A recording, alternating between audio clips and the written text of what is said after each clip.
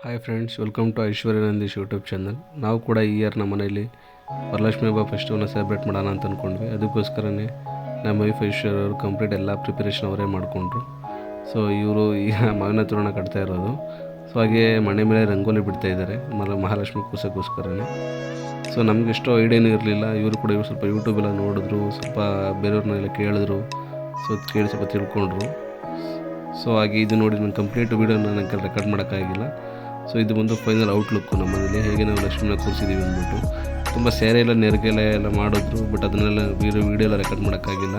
So next time ಅದನ್ನು ಕೂಡ try ಮಾಡ್ತೀವಿ ರೆಕಾರ್ಡೆಲ್ಲ ಮಾಡೋಕ್ಕೆ. ಇದು ನಾವು ಫಸ್ಟ್ ಟೈಮ್ ವೀಡಿಯೋ ಕೂಡ ಮಾಡ್ತಾ ಇರೋದು, ಅದಕ್ಕೋಸ್ಕರ ಅಷ್ಟೊಂದು ಎಕ್ಸ್ಪೀರಿಯನ್ಸ್ ಕೂಡ ನಮಗಿಲ್ಲ ಈ ವಿಡಿಯೋ ರೆಕಾರ್ಡ್ ಮಾಡೋಕ್ಕೆ.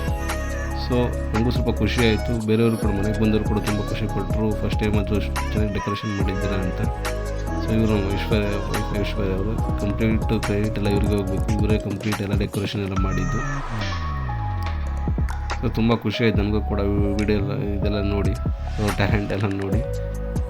So thank you Aishwarya, thank you.